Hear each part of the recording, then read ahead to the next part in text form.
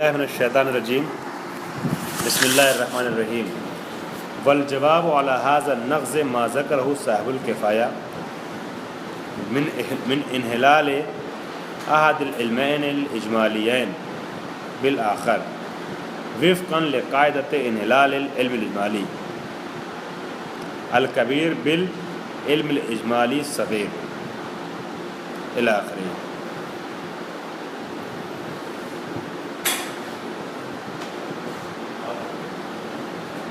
حضرات یہاں پہ آپ نے دیکھا کہ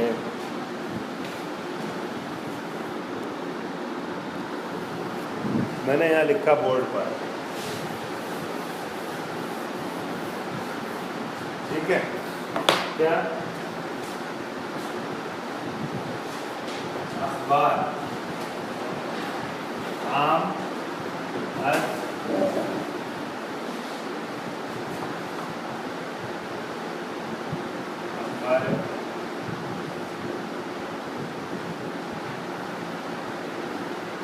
سیاہ ہے،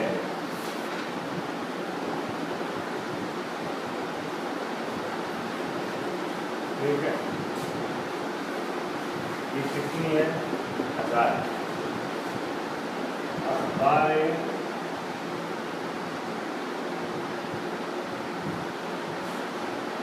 سرکار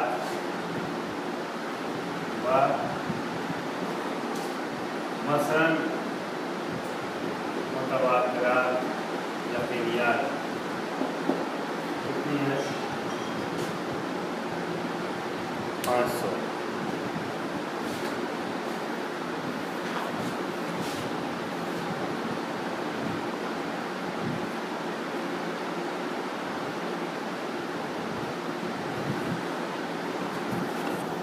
ایک سیکنڈ میں ریز کر رہا ہوں۔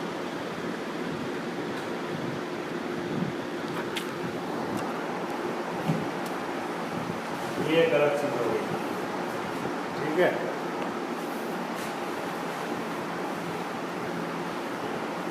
ابھی آئیے آپ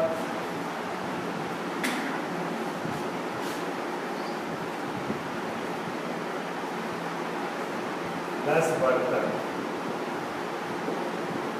ٹھیک ہے، تو 5 برتن میں نے آپ سرچ کیا تھا۔ اچھا ایک اور چیز دے دیں، ٹھیک ہے، 2 برتن، ٹھیک،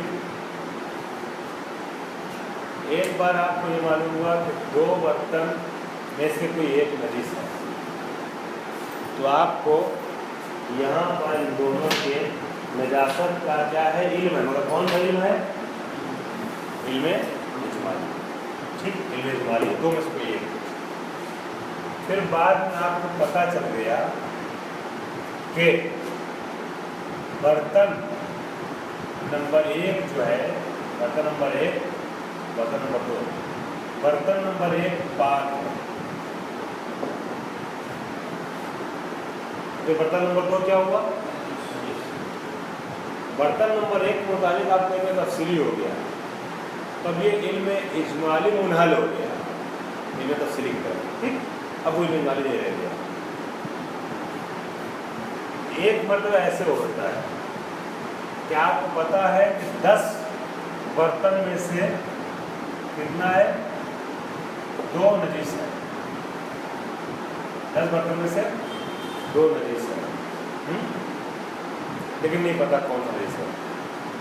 پھر بعد میں پتا چلا کہ یہ 5 برتن جو ہے یہ پاک ہے، یہ کیا ہے؟ پاک ہے نا۔ تو اب یہ علم اجمالی کبیر جو 10 برتنوں کے درمیان آپ کو وہ مردد کر رہا تھا کہ 10 میں سے کون سا 2 ہے نجس، یہ معلوم نہیں پڑا تھا، یہ عدد کبیر منحل ہو گیا عدد صغیر کی طرح۔ جب 5 برتن پاک ہو گیا تو کتنے برتن مردد رہے؟ 5 برتن رہا، ہے نا۔ تو گویا اس کے 5 متعلق میں تفصیل ہو گیا کہ یہ پاک ہے اب علم اجمالی کبیر جو تھا یہ منحل ہو گیا کس کی طرف؟ علم اجمالی صغیر کی طرف. علم تفصیلی کی طرف نہیں ہوئے, علم تفصیلی کی طرف یہاں منحل ہوا. یہاں علم اجمالی کبیر ابھی بھی علم اجمالی نا 5 میں 2 مبہم ہے, 2 ہے, کون سا معلوم نہیں, 5 مردد مبہم ہے, بس عدد چھوٹی ہو گئی ہے نا. تو اس کو کہتے ہیں انحلال علم اجمالی کبیر بے صغیر. اب آئیے 1000 خبریں ہیں, ٹھیک ہے, اس کو ہمیں منحل کرنا ہے 500 کی طرف. کیسے ہوگا متن کو دیکھتے ہیں. ابھی یہ ہم نے یہ دونوں جس سے پیش کی نا, اس کو نظر میں کہ اس کو مت جائیے گا, مت جائیے نہیں. فرماتے ہیں والجواب علی ھذا النقص. نقص کیا تھا ان کا میں پیش کر چکا ہوں. نقص یہ تھا جو آپ فرما رہے ہیں کہ جو خبریں اخبار ثقات کے ذریعے, وہ ثقات کے ذریعے ہم تک پہنچ رہی ہیں جو خبریں, ٹھیک ہے, تو ہم کو معلوم ہے علم اجمالی ہے کہ ان میں کچھ جو ہیں وہ یقیناً معصوم سے صادر ہوئی ہیں, ہے نا. اب مثلا 500 روایتیں ہیں ثقات کی ہیں, ہمیں معلوم ہے کہ اس میں سے کچھ روایتیں مثلا 100, 50, 200 یقیناً معصوم سے صادر, لیکن یہ نہیں پتہ کون سی ہے. تو عقل کیا حکم لگاتی ہے؟ صادق صاحب نے پڑھا تھا, عقل کیا حکم لگاتی ہے؟ وجوب موافقت قطعیہ کا, ٹھیک ہے. تب ہم ساری خبروں کے اعتبار سے عمل کریں گے. اس کے جواب میں انہوں نے کیا کہا تھا؟ اعتراض کیا تھا, اعتراض نقضی تھا. اعتراض نقضی ایک حلی ہے, حلی ابھی آ جائے گا. نقضی میں کیا فرمایا تھا انہوں نے؟ کہا تھا کہ اگر آپ ایسی بات کریں گے کہ 500 خبروں میں سے جو ثقہ بیان کر رہے ہیں اس میں سے کچھ یقیناً وہ ہوئی ہے, معصوم سے صادر ہوئی ہے, تو ہم اخبار ضعاف کے لیے یہی کہیں گے ہیں کہ جو خبریں ضعیف ہیں ان میں بھی ہم کو یقین تو نہیں رہتا کہ سب کے سب غلط ہی ہیں. راوی جو ضعیف ہیں ان میں سے بھی کچھ تو ایسے ہیں, یا کچھ روایتیں تو ایسی ہیں ان کی کہی ہوئی کہ جو یقیناً معصوم سے صادر, ان کو اجمالاً معلوم ہوتا ہے. کون سی روایت معصوم سے صادر ہوئی نہیں پتہ, تو جو خبر ثقہ والا حال ہے وہ خبر ضعیف والا حال ہے. یہ ہو گیا اعتراض. لہٰذا علم اجمالی کو معیار بنا کر کے حجیت خبر ثقہ پر استدلال, اصل بحث مولانا یہی ہے کہ حجیت خبر ثقہ پر استدلال علم اجمالی کے ذریعے کیا جا سکتا ہے, نہیں کیا جا سکتا ہے. اصل میٹر واضح ہے مولانا. حجیت خبر ثقہ از طریق علم اجمالی, یہ انہوں نے پیش کیا تھا. اس کا جواب انہوں نے دیا نقصی جواب. اب اس نقص کا جواب دے رہے ہیں. والجواب علی ھذا النقص, اس نقص پر مولانا سلمان صاحب بتائیے نقص کیا ہے؟ جس طریقے سے انہوں نے یہ بتایا کہ ان میں سے کچھ روایتیں معصوم سے صادر ہوئی ہیں, تو ہم اسی طرح سے یہ کہہ سکتے ہیں کہ کچھ روایتیں جو ضعیف بھی. نہیں, پھر سے غور کیجیے, پھر بتائیے. ظاہر عابد صاحب, حجیت خبر ثقہ پر علم اجمالی کے ذریعے سے کیسے استدلال کیا گیا ہے؟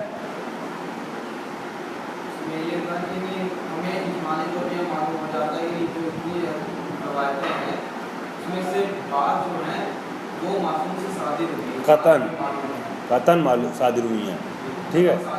ہاں, تو ہم اس میں موافقت قطعیہ کی بنیاد پر ہم سب کو ساری روایتوں پر عمل کریں گے. ہاں, ہے نا. یعنی علم اجمالی جو ہے حجت ہے نا, منجز ہے. عقل حکم لگاتی ہے کہ علم اجمالی کے اطراف کے سلسلے سے آپ موافقت قطعیہ کیجیے. لہٰذا اخبار ثقات کیا پتہ وہ والی چھوٹ گئی ہو روایت جو معصوم سے واقع صادر ہوئی ہے. اس کا جواب دیا گیا نقضی. اب پیچھے آپ بیان کیجیے جواب کیا ہے.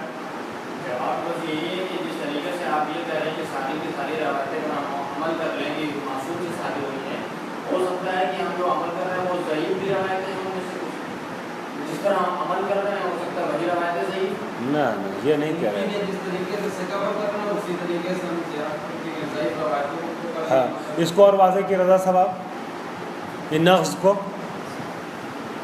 مولانا غور سنیے گا سلمان صاحب. ہاں, جس طرح سے آپ نے جو ہے اخبار ثقات پہ عمل کر دیا اسی اگر اس کے ذریعے سے ہم جو استدلال کر سکتے ہیں, اسی اخبار ضعیف کے ذریعے سے بھی ہم جو ہے اس بات کو کسی طریقے سے اخبار ضعیف میں بھی جیسے اخبار ثقات میں آپ علم اجمالی سے استدلال کر رہے ہیں، مدد لیتے ہوئے علم اجمالی سے، ویسے ہم اخبار ضیاف میں بھی علم اجمالی کے ذریعے سے استدلال کریں گے۔ کیسے استدلال کریں گے مولانا؟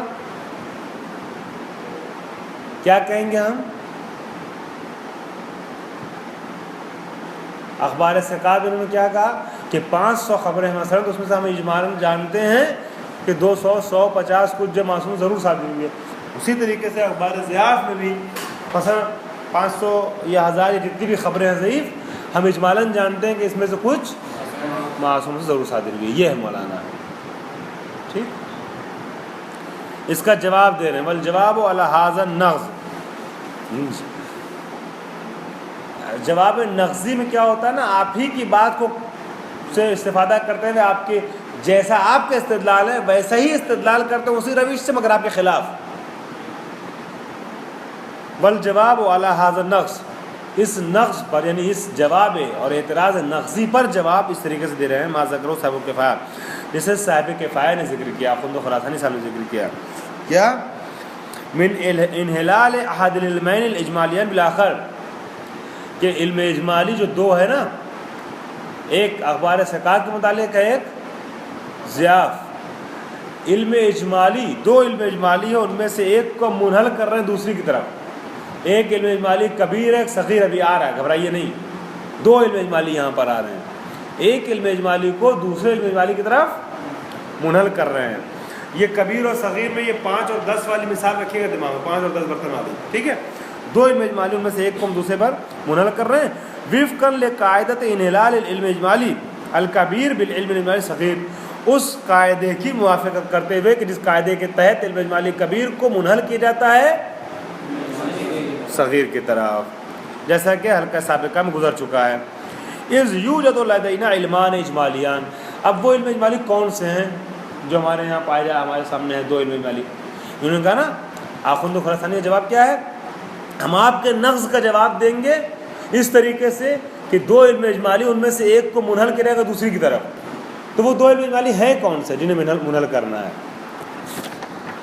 فرما رہے ہیں کہ الاول العلم الاجمالی ابرز من خلال هذا النغز، وہ علم اجمالی جو ظاہر ہوا ہے، بروز کر رہا ہے اس نغز کے ضمن سے، اس کے خلال سے، اس کے بیچ سے، آپ نے جو نغز وارد کیا نا، اس نغز میں ایک علم اجمالی سامنے آ رہا ہے، وَأَطْرَافُهُ كُلُّ الْأَخْبَارِ، اور اس علم اجمالی کے اطراف ساری خبریں ہیں، ٹھیک ہے۔ کیسے مولانا رضوی صاحب کیسے اس میں سے بروز کر رہا ہے علم اجمالی؟ یہ جو نغز وارد کے اس نغز میں علم اجمالی بروز کر رہا ہے، کیسے بتائیں گے؟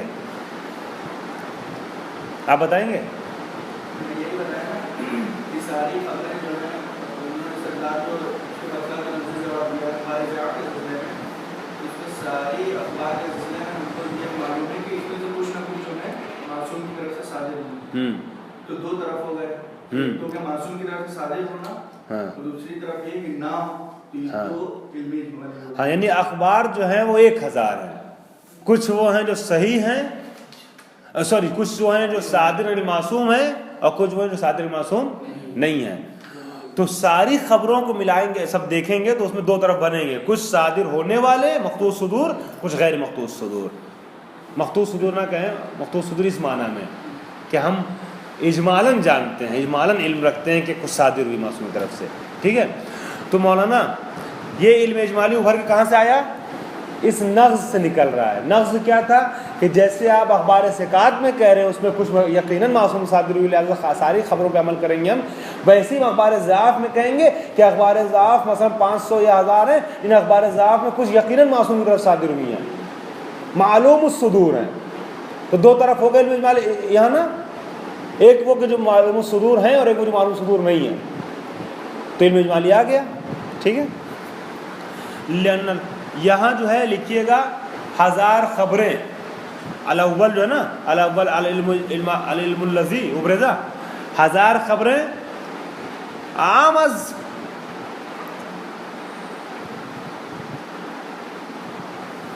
معلوم الصدور عن المعصوم اجمالا وغیرہ. ٹھیک ہے، 1000 خبریں عام از معلوم الصدور.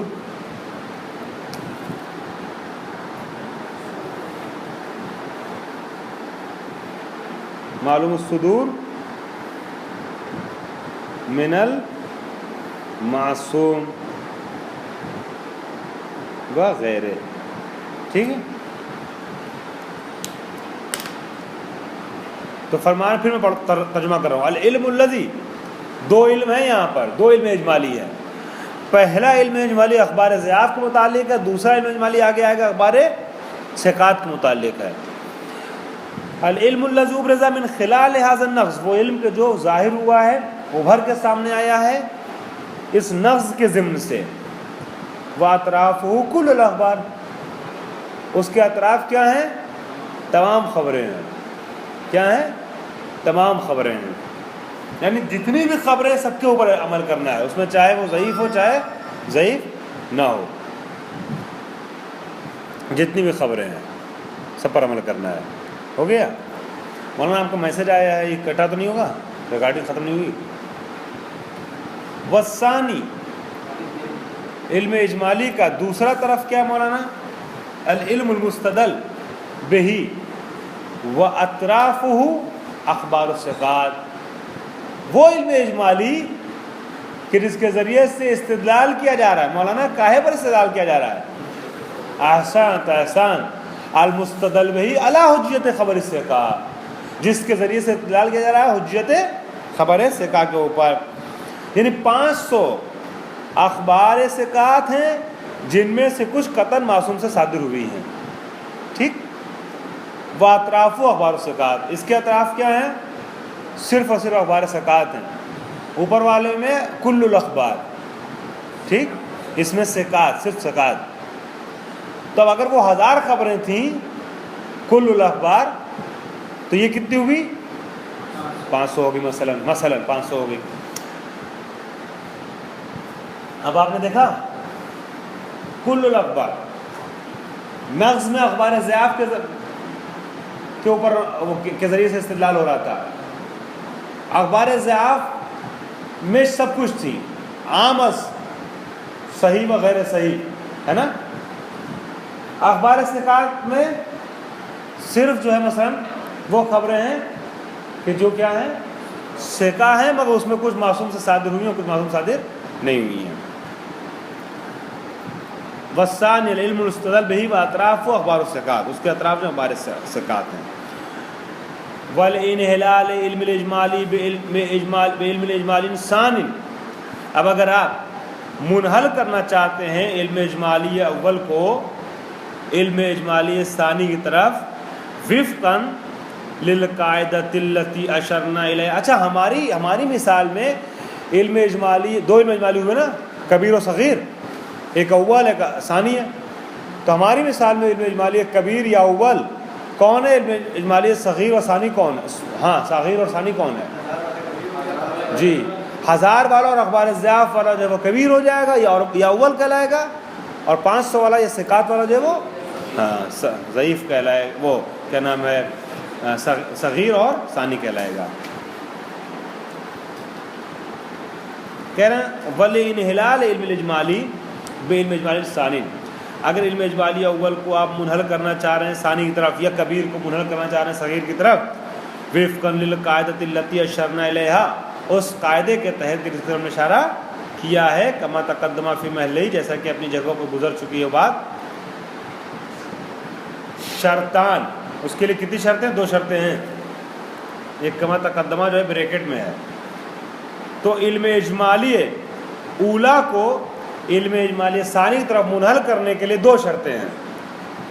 ٹھیک ہے، 2 شرطیں ہیں. پہلی شرط کیا ہے؟ ان تکون الثانی بعض اطراف الاول. مولانا یہ 5 جو پاک ہوئے ہیں اور وہ 5 جو المردد ہیں، یہ حصہ کس کے تھے؟ اس 10 کا، تو وہ 5 کے جو کیا نام ہے جس کی طرف علم اجمالی اول منحل ہوا ہے نا، علم اجمالی اول منحل ہوا صغیر کی طرف نا، کبیر صغیر کی طرف، یہ 5 جو مشکوک ابھی ہے یہ اسی 10 کا حصہ تھے، بعض ہے وہ بعض الگ ہو گیا، 5 ادھر آ گیا 5 ادھر آ گیا نا، یہ بعض ہے یہ بعض ہے، سمجھ میں نہیں سمجھ آ رہا ہے؟ تو علم اجمالی کے انحلال کے لیے ضروری یہ ہے کہ وہ صغیر جو ہے وہ کبیر کا حصہ رہا ہو. پہلی شرط کہ ان تکون اطراف الثانی بعض اطراف الاول، اطراف ثانی جو ہے وہ بعض اطراف اول. یہ جو اخبار ہے نا 1000 ہے نا، ضیاف وغیرہ ضیاف، یہ غیر ضیاف میں وہ 500 ثقات تھی، اخبار ثقات جو یہ غیر ضیاف تھی. تو یہ جو 1000 خبریں ہیں ان کو ہم منحل کر رہے ہیں، بانٹ رہے ہیں 2 حصوں میں، 500 اخبار ثقات ہے، یہ 500 حصہ تھی اس کا، اس 1000 کا. ٹھیک ہے، تو پہلی شرط کہ جو ثانی ہے وہ حصہ رہا ہو اول کا. دوسری شرط کیا ہے؟ بلاخر دوسری شرط حسن عباس صاحب بولا کیجیے کلاس میں، ہمیں اچھا لگتا ہے، میری خوشی کے لیے بولا کیجیے، ٹھیک ہے؟ اور آپ بولتے رہیں گے تو ایکٹیو رہیں گے کلاس، پھر نیند نہیں آئے گی، تھکان نہیں آئے گی، ٹھیک ہے؟ آ نہیں رہی آپ کو نیند، مگر ہم کہہ رہے ہیں احتیاطاً. ان لا، دوسری شرط ان لا یزید المعلوم بالاول عن المعلوم بالثانی. اچھا بولا نا،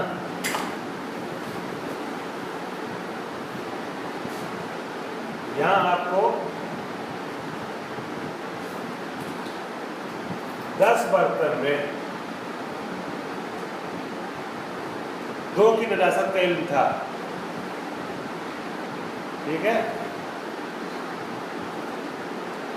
اجمالاً آپ جانتے تھے کہ 2 نجس ہے،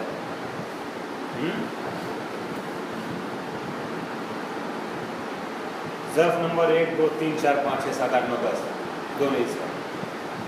اب آپ کو یہ پتا چلا کہ وہ 2 برتن نجس اس میں نہیں ہے، معاملہ برابر ہو گیا، یہ 5 پاک ہو گیا ہے نا. لیکن اگر اس میں 3 برتن نجس رہا ہو اور آپ کو ایک پاک والے میں پتا ہے کہ 2 نجس برتن جو تھے وہ اس میں نہیں ہیں، 2 نجس برتن اس میں نہیں ہیں، 10 میں کتنے نجس سے مولانا؟ 3. جو معلوم النجاست تھے، معلوم النجاست کتنے تھے 10 میں؟ 3. معلوم النجاست 10 میں کتنے تھے؟ 3. اور یہاں آپ کو 5 میں یہ پتا چلا ہے کہ 2 جو ہے وہ یقیناً نجس نہیں ہے. تو کیا یہ یہاں پہ انحلال صورت پائے گا؟ کیونکہ ہو سکتا ہے وہ ایک جو ابھی اس میں کیا نام ہے 2 کے علاوہ ہے، وہ ہو سکتا ہے اسی میں ہو، اسی 5 میں ہو. کوئی نہیں سمجھ میں آیا مولانا؟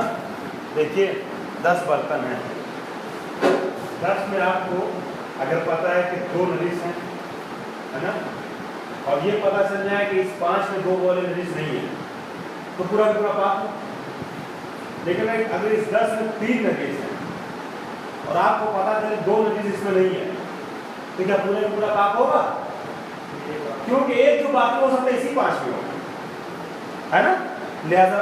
لہذا انحلال صورت نہیں پائے گا کہ آپ یہ کہیں کہ بس اس میں 5 نجاست ہے، اس میں نہیں ہے، اس لیے کہ اس میں 2 کے نجاست کی نفی بھی مگر تیسرا ہو سکتا ہے اسی میں ہو. ٹھیک ہے، تب انحلال کے لیے دوسری شرط یہ ہے کہ جو چیز اجمالاً معلوم ہے زیادہ والے وہ کبیر میں، وہ زیادہ نہ ہو صغیر سے، وہ صغیر سے زیادہ نہ ہو. آئیے دیکھیں یہاں کیا کہہ رہے ہیں، تھوڑا ہم نے اشارہ کیا، تھوڑا کتاب سے آپ اور سمجھیں گے. دوسری شرط ان لا یزید المعلوم بالاول عن المعلوم الثانی، معلوم بالاول جو ہے نا وہ معلوم بالثانی سے زیادہ نہ ہو. پہلے والے میں علم اجمالی اول میں یا کبیر میں جتنا آپ کا قدر متیقن ہے وہ اس سے زیادہ نہ ہو جو کبیر وہ جو صغیر میں ہے, جو بعد والے میں آ رہا ہے. مثلا میں نے یہاں لکھا ہے والآخر ان لا یزدہ کے آگے اول والے میں 2 نجس ہیں اور دوسرے والے میں 1 نجس ہے. اول والے میں اگر 3 نجس ہیں مثال کے طور پہ, ٹھیک ہے, تو دوسرے والے میں جو ہے وہ آپ کو یہ نہ پتہ چلے کہ 2 ایسی چیزیں جو نجس تھیں وہ اس میں نہیں ہیں. آپ کو یہ پتہ چلنا چاہیے کہ تینوں وہ چیزیں جس کا علم تھا نجاست کا اس میں نہیں ہے. تب آپ کہیں گے کہ یہ 5 نجس باقی رہ گیا, یہ پاک ہو گیا. ٹھیک ہے, یہ کہنا چاہ رہے ہیں. میں نے لکھا اول, میں مثال حدیث والی دے دیتا ہوں. اول 1000 خبریں, ثانی 500 خبریں. اول کتنی خبریں تھیں؟ 1000, جس میں ضیاف بھی شامل ہے. ثانی کتنی خبریں ہیں؟ 500, جس میں کون سی خبریں ہیں؟ ثقات کی. اول میں 100 خبریں قطعاً سچی ہیں. اول میں 100 خبریں قطعاً سچی ہیں. تو ثانی میں 90 خبریں قطعاً سچی نہیں ہونی چاہیے, بلکہ کتنی سچی ہونی چاہیے؟ 100. ٹھیک ہے, اول میں 100 خبریں سچی ہیں 1000 میں. ثانی میں کتنی سچی ہونی چاہیے انحلال کے لیے؟ ثانی میں 100 کی 100 معلوم صدور ہونی چاہیے, 90 نہیں ہونی چاہیے, ورنہ باقی 500 خبریں پہلے کی طرح معلوم بالعلم اجمالی رہ جائیں گی. ٹھیک ہے, نتیجتاً انحلال کا معنی نہیں رہ جائے گا. یہ مولانا 1000 خبریں ہیں. ٹھیک ہے, 1000 کو آپ نے دو عدد 500 بانٹا. 500 نمبر 1, 500 نمبر 2. اس میں کتنی مقطوع صدور ہے, معلوم صدور ہے مولانا؟ 100 خبریں. علم اجمالی ہے آپ کو 100 خبریں. ابھی تک یہ علم اجمالی 1000 کے متعلق ہے, لیکن اگر آپ کو پتہ چل گیا کہ جو 100 خبریں معلوم صدور ہیں یقیناً معصوم صادر ہوئی ہیں, وہ یہ والے 500 میں ہے نا, تو اس میں احتیاط آ جائے گی, پھر اس پہ عمل کرنا ضروری نہیں ہوگا نا, کیونکہ ہم کو پتہ ہے کہ جو اس 1000 میں 100 خبریں معلوم تھی وہ اس 500 میں ہے نا, پھر یہ نہیں, یہ کٹ جائے گا. لیکن اگر آپ کو یہ معلوم ہوا کہ 90 خبریں ایسی ہیں جو ادھر آئی ہیں, تو اب 10 خبریں جو معلوم صدور اور ہیں وہ اس 1000 میں واقعی ہیں, ہے نا. تو اب ان 10 خبروں کی وجہ سے پورے کے پورے 1000 میں احتیاط ایسی کرنی پڑی جیسے یہاں کرنی پڑی. اب انحلال صورت نہیں پائے گا, انحلال نہیں ہوگا, ہے نا, انحلال نہیں ہوگا, اس لیے کہ وہ 500 دوسرا والا جو اپنی حالت باقی ہے مردد, کہ اس میں بھی اجمالاً معلوم ہے ہم کو کچھ خبریں یقینی ہے کافی حل ہو گیا. جیسے یہاں پہ تھا کہ اگر آپ کو معلوم ہو جائے کہ 2 برتن جو ہے 10 میں نجس ہے, اور یہ دو نجس جو ادھر چلا گیا, تو یقیناً یہ 5 پاک ہو جائے گا. لیکن اگر آپ کو یہ پتا ہے کہ 1 نجس اس میں ہے, دوسرا نجس ابھی نہیں معلوم کدھر گیا, تو یہ پورا کا پورا 10 برتن مشکوک رہ جائے گا, مرتب رہ جائے گا. حل ہو گیا. تو اگر آپ کو انحلال کرنا ہے تو یہ آپ کو یقین حاصل کرنا پڑے گا کہ معلوم جو بالانحلالی ہے وہ سارے کے سارا ادھر آیا ہے, تب یہ 5 پاک ہوگا. ٹھیک ہے, فرما رہے ہیں کہ ان لا یزید المعلوم بالاول، جو جتنی مقدار علم اجمالی اول میں معلوم ہے، یقینی ہے، وہ زیادہ نہ ہو معلوم بالثانی سے. سمجھ میں آ رہا نا اقدار صاحب؟ مزہ آ رہا ہے؟ اچھی طریقے سے انہوں نے بحث کی ہے. تھوڑا سا ذہن لگانے کی ضرورت ہے مگر بہت اچھی بحث چل رہی ہے. وکلا الشرطین منطبقان فی المقام، ہم جس مرحلے میں چل رہے ہیں اخبار ثقات و ضعاف وغیرہ کا مرحلہ جو ہے، اس میں دونوں شرطیں پائی جا رہی ہیں. کیسے پائی جا رہی ہیں دیکھیے. فإن العلم الاجمالی الثانی فی المقام، علم اجمالی ثانی ہمارے مرحلے میں مقام میں، یعنی کون سا علم؟ العلم المستدل بالحجیت، وہ علم جس کے ذریعے سے حجیت خبر ثقہ پر استدلال کیا جا رہا ہے. اطراف بعض اطراف العلم الاول الذي ابرز فی النقص، اس علم اجمالی کے جو اطراف ہیں نا، یہ بعض ہیں کون سے علم اجمالی کے؟ ہاں اول والے کے، یعنی اخبار ثقہ ضعاف وغیرہ جو بات چل رہی تھی، وہ ضعاف وغیرہ، ضعاف عام ضعاف وغیرہ، اس میں 1000 خبریں تھیں اور یہ 500 خبریں ثقات کی ہیں، تو یہ 500 نا بعض ہے ان کا. ٹھیک ہے.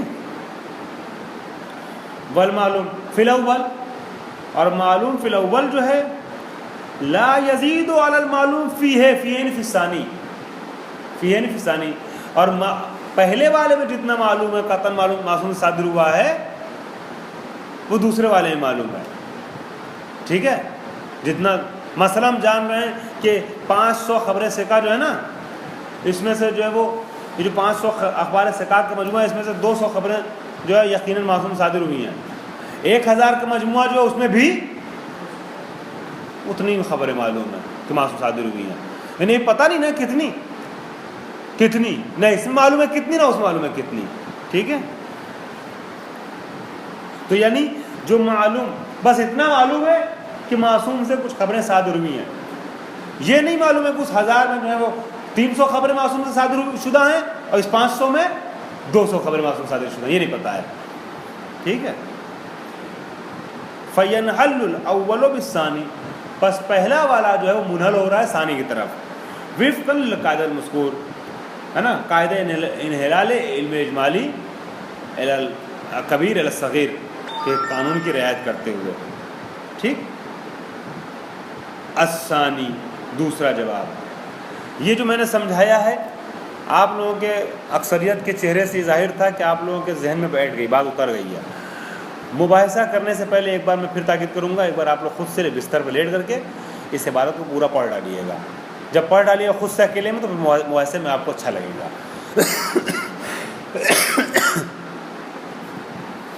اور یہ مثالیں جو میں نے بورڈ پہ دی اس کو ذہن میں رکھیے گا، ان مثالوں سے مدد ملے گی آپ کو اس کو سمجھنے میں، جو صادق صاحب نے اس دن لکھا بھی تھا.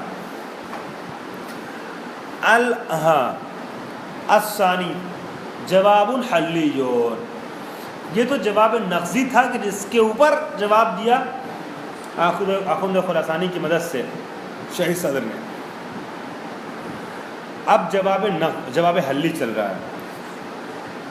محاصل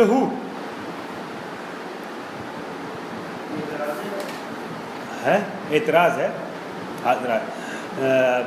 جو اس پہ اخبار ثقات کے اوپر جو علم اجمالی کے ذریعے استدلال کیا گیا تھا، اس پر اعتراض ہے.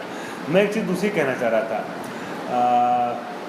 مثال کے طور پہ کسی کے گھر سے نامحرم مطلب عورتوں کی آوازیں آئیں، آوازیں آئیں کچھ پڑھنے کی، ترنم سے، دھن سے، یہ جیسے بھی چوروں سے باتیں کرنے کی.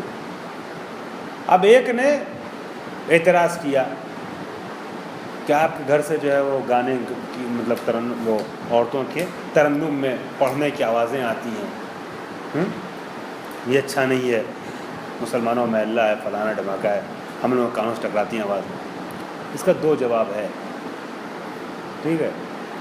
یا تو وہ جواب دے گا کہ بھائی وہ گانا وانا نہیں ہو رہا تھا، وہ گھر میں محفل ہو رہی تھی یا مجلس ہو رہی تھی، نوحہ پڑھ رہی تھی کوئی خاتون، وہ آواز آ گئی آپ تک، ہے نا، کچھ توجیہ کی جائے، اس کی جواب دیا جائے.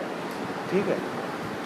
علماء مثلاً علماء کہتے ہیں کہ امام حسین صلی اللہ علیہ وسلم کے مصیبت میں عورتیں نوحہ پڑھ سکتی ہیں. ہاں ٹھیک ہے، مائک وغیرہ تو لگایا نہیں، جب گھر میں تھوڑی بہت تو آواز چلی جائے گی، اتنا جائز ہے. یعنی آپ اس عمل کی صحت کی توجیہ کریں. نوحہ تھا، فلانا تھا، ڈھماکہ تھا، یا قصیدہ تھا حضرت زہرا کی شان میں، عورتوں کے بزم میں پڑھا جا رہا تھا، تھوڑی آواز باہر آ گئی. ایک جواب یہ کہ آپ کے گھر سے بھی پرسوں رات میں آ رہی تھی آواز ہے آپ کے گھر سے پرسوں رات میں آواز آ رہی تھی، عورتیں گا رہی تھیں. ٹھیک ہے، یہ ہو گیا نقضی جواب کہ آپ کے میں تو ایسا ہو رہا تھا. یہ جواب نہیں ہوا آپ کے اعتراض کا، یہ آپ کے یہ جواب ہوا اور ان کے یہاں سارا آ رہا. آپ اپنے عمل کی توجیہ کیجئے. تو ابھی جو انہوں نے جواب دیا ہے نا، وہ کیا نام ہے، وہ اعتراض کا نام دیا انہوں نے، یعنی درواقع ان کا جواب ہے جو علم جعلی کے ذریعے سے حجت خبر ثقافت استدلال کر ان کا جواب اعتراض کی صورت میں دیا تھا.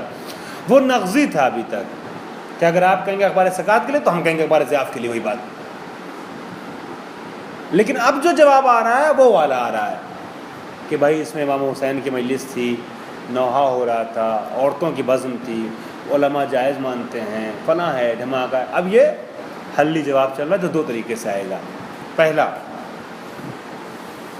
جواب حلی وحاصل ان تطبیق کا، اس کا محصل یہ کہ ان تطبیق کا قاعدت، ان تطبیق کا قانون تنجیز علم الاجمالی لا یحقق الحجیت بالمعنی المطلوب فی المقام.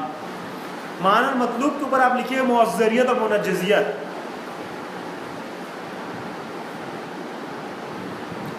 قط حجت ہے، مطلب جانتے ہیں اس کا نام؟ حجت قط کا مطلب شہید صدر نے کیا فرمایا ہے؟ فرمان صاحب واضح کیجئے. حجت قط کو شہید صدر نے کیسے پیش کیا؟ قط حجت ہے.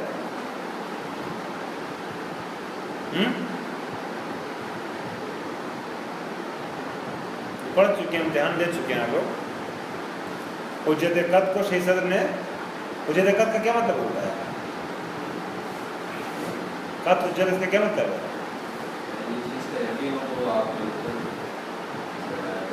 اصولی طور پر واضح کیجیے تھوڑا سا، اصولی طور پہ حجت قط کا مطلب کیا ہے؟ آپ واضح کیجیے. حجت قط کا کیا مطلب ہے سنپا صاحب؟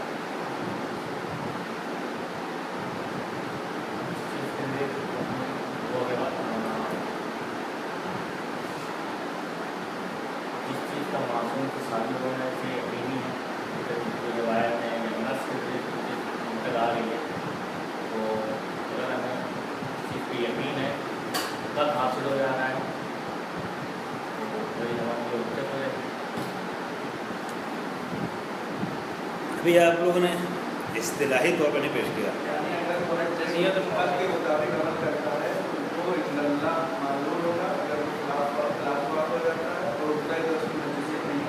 ہاں، شہید صدر نے دو چیزیں پیش کی تھی.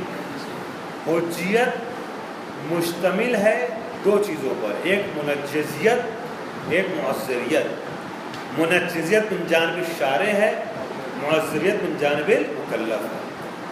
ٹھیک ہے، اگر اس نے اپنے قط کے اعتبار سے عمل کیا ہے، قط کے اعتبار سے عمل کیا ہے تو وہ شارع کے نزدیک معذر ہے، چاہے خلاف واقع عمل کیوں نہ کیا ہو. وہ کہہ سکتا مکلف کہ جیسا ہمیں یقین تھا ویسا ہم نے عمل کیا، اب شاعر اس کو سزا نہیں دے گا. لیکن اگر اپنے قط کے خلاف عمل کیا ہے تو عذاب آئے گا، عقاب آئے گا، چاہے وہ واقعے کے مطابق ہی عمل کیوں نہ کیا ہو، مگر اس نے واقعے کے خلاف عمل سمجھ کے عمل کیا، حکم شارع کی مخالفت کیا. اس میں رخ تجری والا بھی پایا جاتا ہے. تو منجزیت اور معذریت یہ دو رخ ہوتے ہیں حجیت کے. حجیت کا مطلب کیا ہوگا مولانا؟ منجزیت، حجیت ہے منجزیت اور معذریت. ٹھیک ہو گیا نا؟ اب آئیے یہاں پہ انہوں نے فرمایا کہ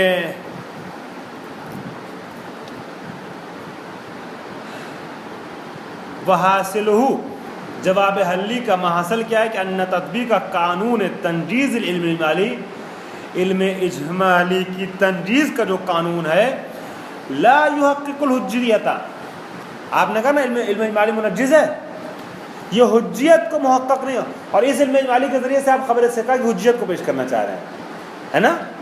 کہہ رہے ہیں یہ حجیت کو محقق نہیں کرے گا بمعنی مطلوب.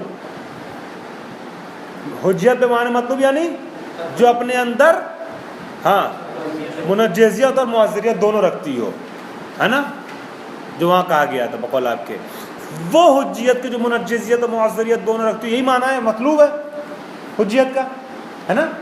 وہ معنی علم اجمالی کی تنجیز میں نہیں آ پا رہا ہے، نہیں آ پا رہا ہے. ٹھیک، کیوں نہیں آ پا رہا، کیسے، وضالے کا دیکھیے مولانا.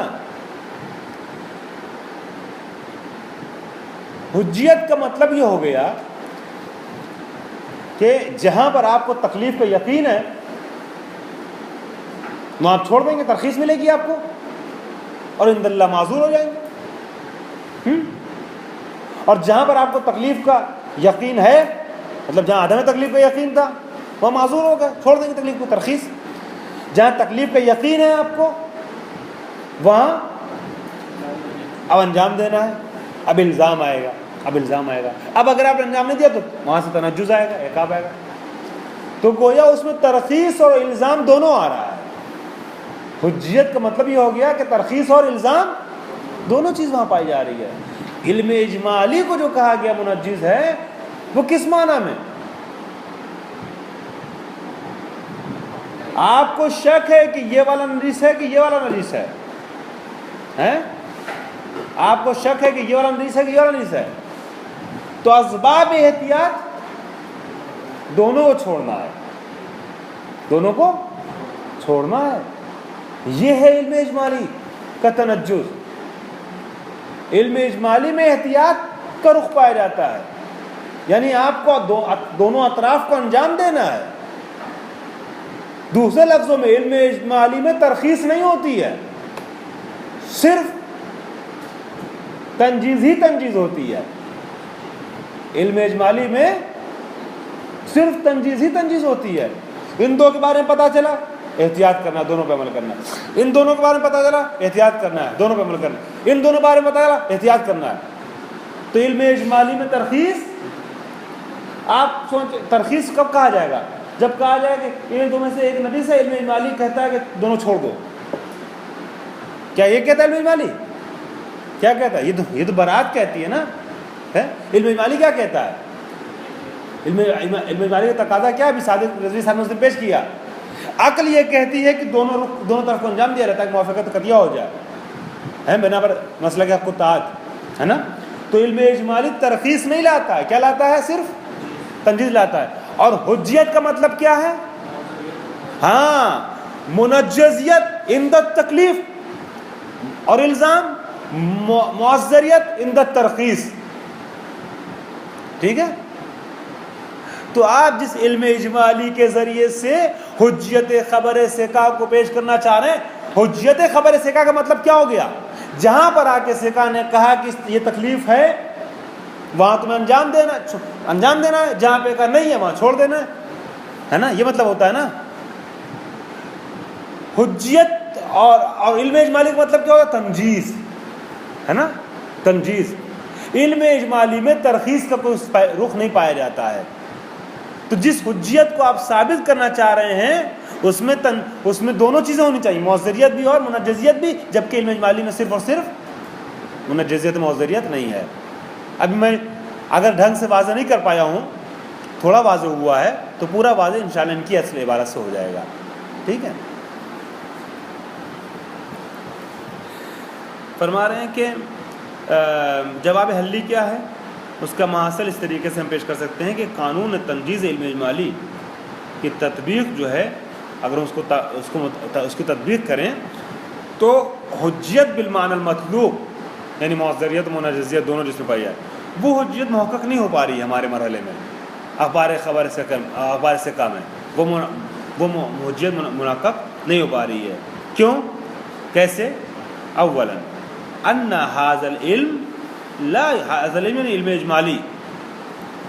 اجمالی لا یوجب لزوم العمل بالاخبار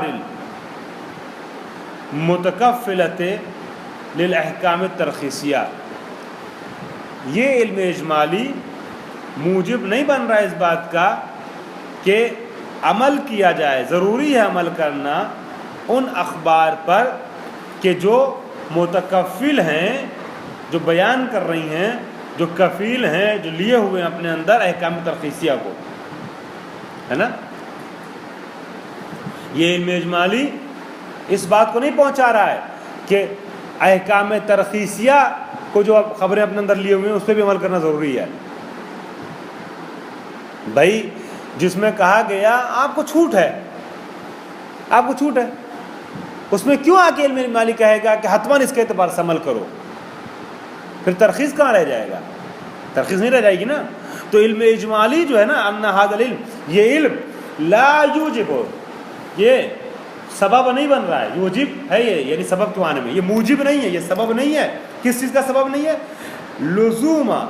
لزوم العمل بالاخبار المتکفلۃ للاحکام الترخیصیہ، ایسی خبروں کے اعتبار سے عمل کیا جائے کہ جو متکفل احکام ترخیصیہ ہیں، متضمن احکام ترخیصیہ ہیں۔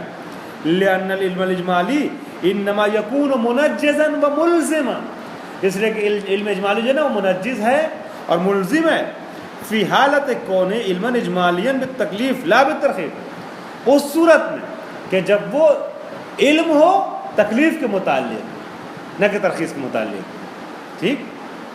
بینما الحجیت المطلوبۃ، جبکہ حجیت کہ جو مطلوب ہے ہماری نگاہ میں، ہوا حجیت و خبر الثقہ، وہ حجت خبر الثقہ ہے، بمعنی اس معنی میں کہ کون ہو، بمعنی کون ہی منجزن اذا نبا عن الخبر عن التکلیف، کہ وہ منجز ہوگی کہ جب تکلیف سے خبر دے، تکلیف کے بارے میں بتائے، وہ معذرن اذا انبا عن الترخیص، اور معذر ہوگی کہ جب ترخیص کے بارے میں بتائے، ٹھیک ہے۔ تو اب یہاں پر یہ فرمان آپ کس حد تک مانتے ہیں نہیں مانتے، سے یہ الگ بحث ہے، لیکن جو بات انہوں نے پیراگراف میں کہی وہ یہ ہے کہ حجیت خبر ثقہ کو ثابت کرنا، مولانا عابد صاحب، ظاہر عابد صاحب، حجیت خبر ثقہ کو ثابت کرنا ہے۔ اس کا مطلب یہ ہوا، حجیت کا مطلب کیا ہوا کہ خبر ثقہ اگر تکلیف کو سمجھائے تو منجز ہے، ترخیص کو پیش کرے تو معذر ہے، ٹھیک ہے، معذر ہے۔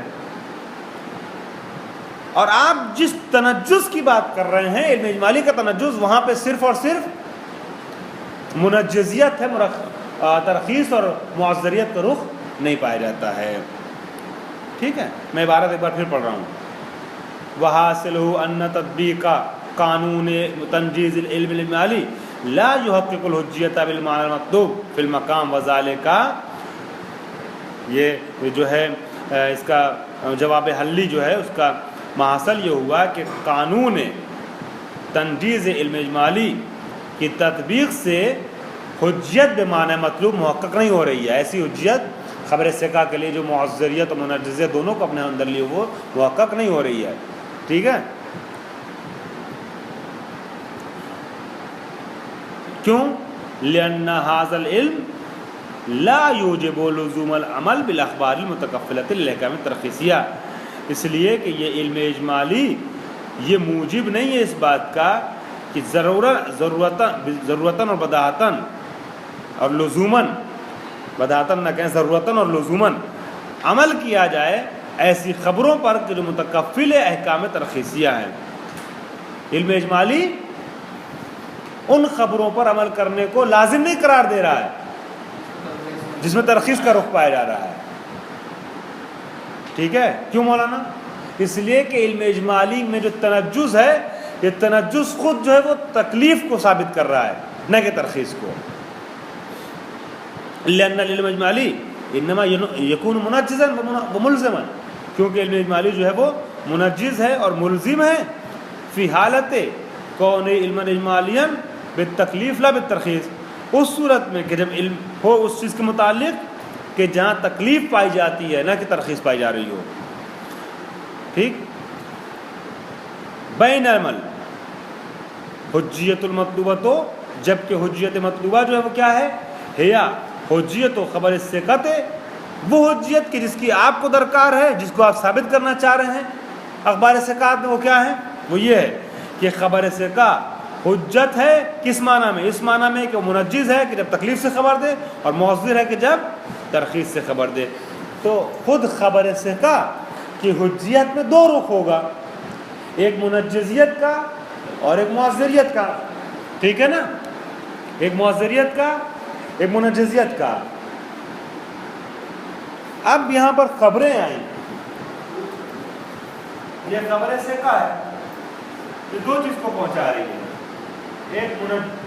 ایک تکلیف کو بتا رہی ہے مولانا، ٹھیک ہے، اور ایک ترخیص کو بتا رہی ہے، ٹھیک ہے۔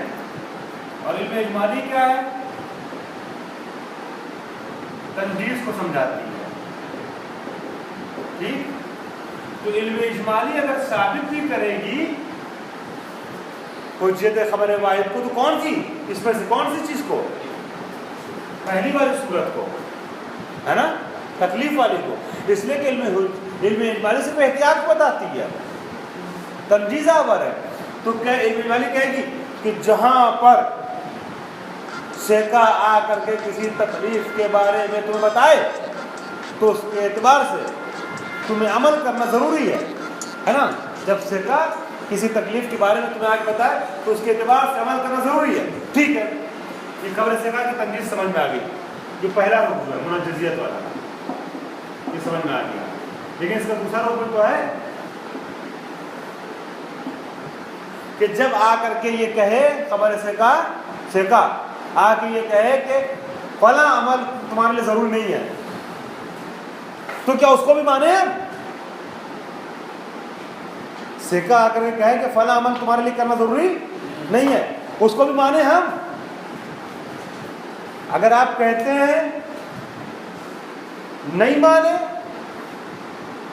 تو پھر حجیت خبر ثقہ کا مطلب کیا ہو گیا ہے؟ حجیت کا کیا مطلب ہوا؟ لا تعالی بہ لا فائدہ فیہ ہے۔ اور اگر کریں مانے تو کس بنیاد پہ مانے؟ حجیت کو تو آپ ثابت کر رہے تھے علم اجمالی کے ذریعے سے، علم اجمالی صرف اس کو پیش کر پا رہا ہے، اس کو نہیں پیش کر پا رہا ہے، اس کو قاصر پیش کرنے سے، ہے نا۔ یہ ہے اس پر اعتراض حلی، ٹھیک۔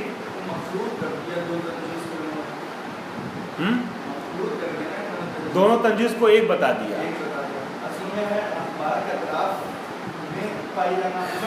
علم اجمالی میں احسن آپ جو کہنا چاہ رہے ہیں، شریف سریف کہنا چاہ رہے ہیں کہ علم اجمالی میں یہ بتایا جا رہا ہے کہ جو ثقہ آپ کی کہیں گے وہ حجت ہے، چاہے وہ تکلیف کو سمجھے یہاں محتوا ہے خبر ثقہ پر تنجیز اور استعمال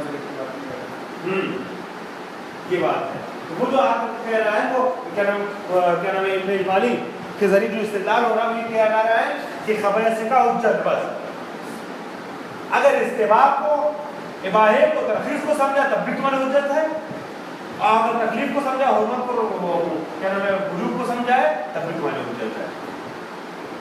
مگر اس کا جواب شہید نے دیا نہیں اس طریقے سے جیسے آپ کہہ رہے ہیں، ویسے جواب دینا چاہیے تھا، جواب دیے بغیر آگے بڑھ گئے۔ اسی لیے میں نے ایک جملہ آپ سے بیچ میں کہا تھا، شاید آپ نے غور کیا ہو کہ آپ مانیں چاہے نہ مانیں، مگر ان کا جواب اس طریقے سے ہے نہیں۔ خیر، وثانیاً دوسرا جواب حلی کیا ہے؟ لأن العمل بأخبار الثقات على اساس العلم الاجمالی انما ہوا من اجل الاحتیاط للتکالیف بأخبار الثقات۔ مولانا یہ جو آخری پیراگراف اگلے صفحے پر دوسرا پیراگراف ہے، اللہم الا ان یقال سے لے کر والتقید، کم سے کم یہاں تک میرا ارادہ تھا پہنچانے کا، کیونکہ یہ آخری ہفتہ ہے تقریباً درس کا، ٹھیک ہے۔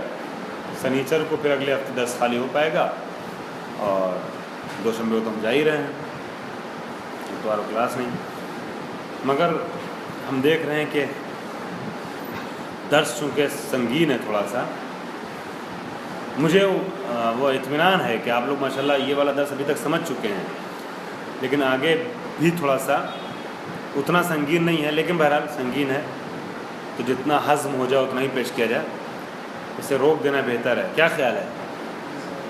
بہتر ہے نا روک دینا بھی فی الحال؟ چلیں مولانا اس کو ان کو دے دیجیے۔ کم ہو پا رہا ہے بہت حجم.